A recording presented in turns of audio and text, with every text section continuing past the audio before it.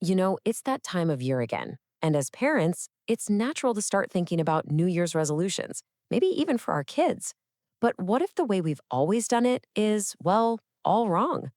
Today, we're going to dive into a totally new way to think about goals, one that's way less about just getting things done and a whole lot more about connection and real growth.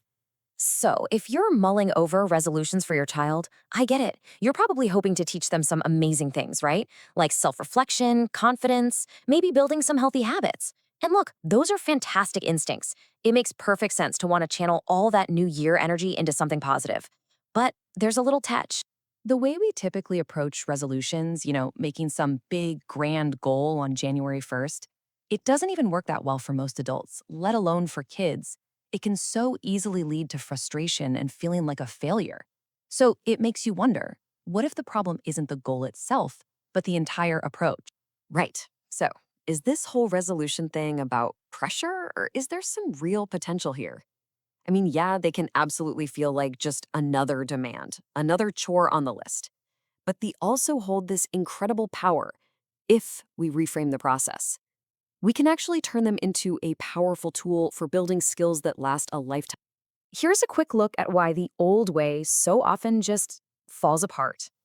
It's all about the finish line, not the journey itself. And when a kid doesn't hit that really big, lofty goal, it can be a real blow to their self esteem. But here's the thing, it's almost never about a lack of motivation. It's the flawed framework that we're accidentally using.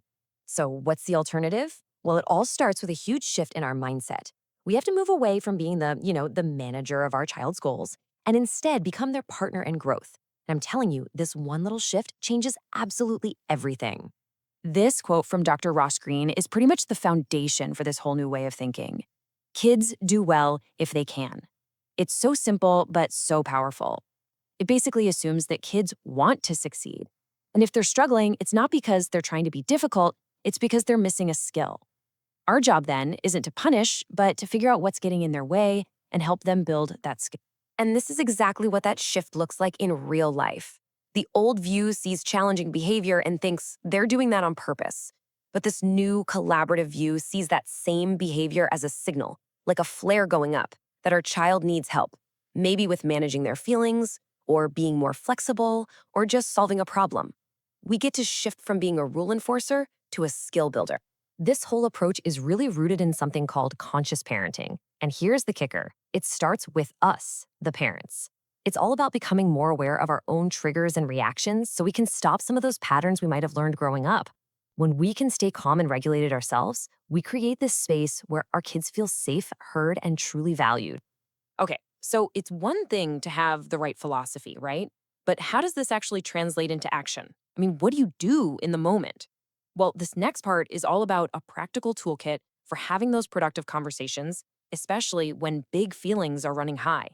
Think of the 3 R's as your roadmap. First up, regulate. You simply cannot reason with a dysregulated brain. It's just not possible. So the very first step is always to help your child feel calm and safe. Second, relate. This is where you connect and show them you understand how they're feeling. And only after they feel calm and connected can you move to that third step, reason. That's when you can finally problem solve together. Now, this is a super, super critical distinction to make. You can say something like, wow, I can see you're really frustrated about having to clean your room. That validates their emotion. It doesn't mean you approve of them throwing their toys everywhere. By validating their feelings first, you build trust and emotional safety, which is absolutely essential before you can solve any problem. The collaborative problem-solving model gives us a nice, simple 3-step process. First is the empathy step, which just means truly listening to understand their side of the story. Second, you define adult concerns, where you calmly and clearly state your perspective. And finally, the invitation step. This is the magic part, where you say something like, I wonder if there's a way we can solve this together. And then you brainstorm solutions that work for everybody. All right, so let's take this whole collaborative mindset and apply it directly to those New Year's goals. How do we take a one-time resolution that, let's be honest, usually gets forgotten by February and transform it into a really meaningful family tradition that actually makes you closer? So, check this out. A Harvard study found something really fascinating. It showed that only about 7% of families treat New Year's resolutions as a formal, thought-out ritual. Just 7%. This tiny number points to this massive untapped opportunity to create a family tradition that's not only fun, but also deeply connecting. And if you're wondering what that even looks like in real life, here's a quote from someone in that study. See how simple it is? It's about getting together, looking back on the year, and dreaming a little bit about the next one. It's not complicated. It's all about the shared experience. So, how can you build your own ritual? Honestly, it could be anything that feels right for your family. Maybe it's a special walk, or you just talk about your hopes for the year. Maybe you make a family vision board together, start a gratitude jar, or just cook a special meal and share your thoughts. The key is just making it a dedicated, positive, and recurring experience that everyone looks forward to. The really beautiful thing about this approach is that it goes so far beyond just checking a box on some resolution list.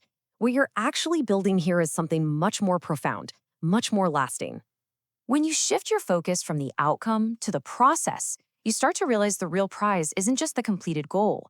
It's the character traits and the life skills your child develops along the way. It's all about who they're becoming through the experience. By setting goals together in this mindful, collaborative way, you're teaching them how to reflect on their own lives, how to build real confidence from small wins, how to form healthy habits, and how to look at challenges with a growth mindset. I mean, come on, these are the skills that will serve them for the rest of their lives. So let's just completely reframe this whole tradition. What if the real goal for this year isn't about what our kids achieve, but about who we become together? What if we use this as a chance every single year to deepen our connection, to practice empathy, and to grow right alongside them? Now, that is a resolution that can truly change a family.